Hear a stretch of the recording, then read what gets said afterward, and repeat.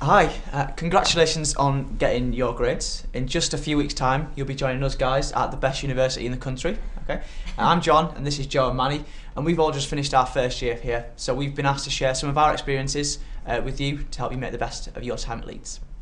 And we've decided. I think the reason that we decided to create Flying Start was because we knew that there was a need to try and help students understand that academic skills aren't just something that are remedial. The perception tends to be that if you've got a problem that you get help with your academic skills development, whereas we wanted them to see that by developing their academic skills they were actually building a foundation that they could improve their grades and their employability. I work for Skills at Library, which is part of the university library, and we run workshops and one-to-one sessions for students, and we also have a lot of online resources. And what we were finding was that students were coming to us partway through the first year, not really knowing we were here, and we very much wanted them to be aware that we were here. There was also the need, we felt, for something to help them with that transition from studying at school to studying at university, which can be very different. Hello, my name's Simon Harrison. I'm the Director of Student Education for the Faculty of Biological Sciences, and I'd like to take this opportunity to congratulate you on your results and welcome you to our university. So the most important thing for us to do now is to help you make that transition from school or college to university life. Here in the UK, our students at school, they actually get their results from A-levels around about the middle of August. And what we felt we wanted to do was to make the most of that 4-week period, 4 to 5 week period between them getting their A-level results and actually coming to university, which is round about late to middle of September. So our intended audience was very much those students who got the results from A-levels, maybe were kicking their heels for a few weeks, and we felt that that was an ideal time to introduce them to the concept of academic skills, get them on board to sow the seed of the type of way they were going to need to be studying once they got to university. My experience has shown me that the students who are the most effective learners are those who take responsibility for their own learning. This is also backed up by research, so you don't just have to take my word for it. The way I see it is that there are 3 stages.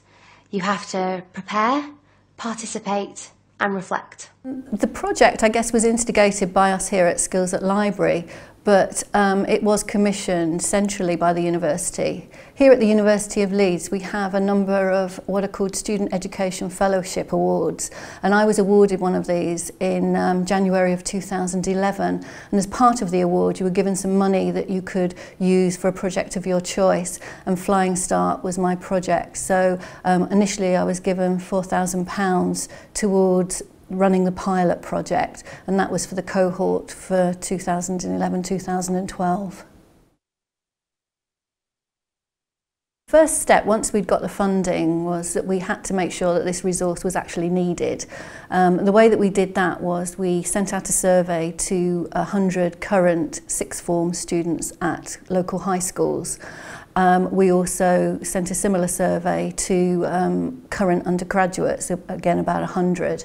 For the sixth formers in the schools, we asked them to respond, telling us how they felt studying at university would differ from studying at school, and whether they had any concerns about this. And with the current undergraduate students, we asked them about how it had differed, what differences there were from studying at school, and also what they would have liked to have known before they actually came to university. And then we actually used that data to determine the content of the resource, and we actually built up about half a dozen areas from that. Those areas, I have to read them from here, were settling in, so getting used to being at university, being an independent learner, which featured in both the sixth form survey and the survey from the undergraduates. About assessment, how would they be assessed when they were in university, researching and referencing. A lot of students, certainly the undergraduates, said that referencing was very new to them and they wanted to know more about that. Contact time, which is a very big thing over here at the moment with the new fees, and also study techniques. So they were the areas that we built into the resource. Once we'd got the content together and decided what we were going to put into the resource, the next step was to get the university schools or departments on board. The idea was that we would produce the generic content because that would be the same for every single school. And what we wanted the schools or departments to do was to provide complementary information that was particularly relevant to their school. Things like, for example, reading lists, timetables, welcome from their members of staff or welcomes from their students. So it was a case of encouraging them to take part and also to see the benefits for their students. Hi, I'm Sigourney. I'm a second year student in the Faculty of Biological Sciences and I study human physiology. My top tip would be definitely make the most of your personal tutor. They're there to support you throughout your year or throughout the whole of your degree, so make the most of it, get to know them, and they're really great people. We decided to use WordPress to create the website because it's free to use and it's got quite a simple content management system. So the idea is, although for last year the schools and departments gave us information and we actually put that information into the website, the idea is to give longevity to the project, that in future years possibly some of the schools or departments could actually edit or add new content themselves. So that was the way we went forward with that. For the actual resources, the interactive resources that we used in the generic part, we used Articulate Presenter or the new Articulate Storyline, which we actually used in beta to create those. So that was quite a challenge working with a beta product, but we were very pleased with the outcome of that, and we felt it was a very good product to use, very easy to use, and should be very easy to maintain and make changes in the future. We did the pilot project for the first year. That was for the 2011-2012 cohort. We started developing round about the March time, and it was ready by August. We actually did the pilot for 11 schools or departments within the university. And then the following year, we had permission to roll it out to the whole university. And again, we probably started development, so it was making changes and improvements and adding the new sites, again round about the March time, and again ready for August. For the full rollout, about 75% of the schools or departments within the university took part, so that's probably about 75% of students would have received the links to the resource in August 2012. For the pilot, we received £4,000 UK sterling for the pilot, with another £10,000 for the rollout. So the project budget was £14,000 in total, of which we've used about 10. We've got about £4,000 left for evaluating it and also dissemination through conferences. The project team were actually quite small. I was the project manager working with Jay Kelsall, who was the learning technologist. We also had a project assistant, Lizzie Capron, who worked with us 1 day a week through the project. And we were fortunate that our receptionist here at Skills at Library, Dave Burns, is actually a graphic designer by trade, so he was able to design the homepage for us and the birds. We also worked with a local company, Leeds Media Services, who did all the videoing for us. So we were a team that came together when we were needed. Of course, as well as that, there were the representatives from all the schools that took part in the project. So that's another 34 to 40 people who were involved on a as-needed basis. So today is all about making the most of your time at university, your time with tutors, lecturers, and also your time with students. Yeah, I mean, there's lots of incredibly intelligent people at university. It's not just the teachers. You know, you might find that your department has either peer support schemes or mentoring programs, and if they do, you know, check them out. And even if you just study with your friends, it can help. It really helped me to get focused, to spend time with my friends doing it. Yeah. Also make the most of your lectures. I would recommend that you sit near the front, especially if English is a second language, and also learn how to take good notes. Everyone involved in the project was part-time, myself included. Jade and I, who worked on the e-learning side and the pulling it together into the WordPress website, we had quite a number of other projects that we were involved in during the year, as of course did all the people who were from the different schools and departments. They had lecturing work and their own work to do, so it was very much a case of pulling together and pulling in the information when they had the time.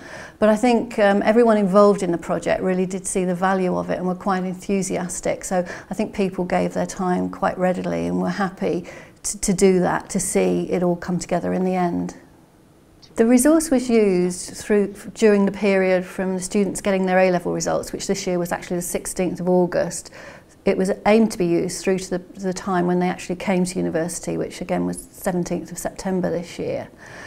During that period, we had some analytics inside the website, and the site received over 12,500 visits during that 4-week period by over 6,300 unique visitors, and on average each visitor actually stayed on the site for more than 4.5 minutes during the visit, so there's quite a good count there. One thing I haven't mentioned is we actually drip fed the resource to the students. We didn't produce it all in one go. What happened was on the 16th of August they received the first menu item, the welcome. A few days later there was information about settling in, a few days later independent learning, and so on, and the statistics showed peaks in the graph as they would go back to the resource and look at the next section, so that kind of worked quite well. On the last iteration, where we talked about studying techniques, we actually included a questionnaire, an online survey, and over 200 students completed that, and the feedback we got was very positive, and we will be analysing that feedback and doing some follow-up focus groups with that. The resource was actually still used during the induction period as well. Some lecturers referred to it during induction. So some students revisited it, and those who didn't use it during that period were introduced to it during induction. And statistics show that it's still being used now during the first semester. So it's had a use all the way through, and the resource will be kept live until probably about halfway through the year. Let's look at what the difference is between a book and a journal article. You may find that your lecturer gives you a reading list and recommends a specific book or a number of books for that particular module. Books will provide you with a really good overview of that subject area. Journal articles are more focused than books, and they'll often cover a more specific subject area. I think the most difficult aspect was managing time, because we were all part-time and we had other projects to be working on. It was difficult to fit it all in, as we had a deadline of the August date. I think as well the dissemination was an issue. Different schools and departments were responsible for disseminating the URL to their own students, and sometimes it got lost within other information going out to students. So that's something that we need to look at and consider for next year. We are considering producing a similar resource which will look at the transition from undergraduate study through to postgraduate study. This model seems to have worked very well, the idea of having the core generic material which is then complemented by information which is specific to the school or the discipline. So that is something that we'll be piloting this year. If I was asked to advise somebody who was thinking of entering for next year's Media Awards, I would most definitely say to them, go for it. When we entered, we had no idea at all that we would get anywhere near the finals, and here we are.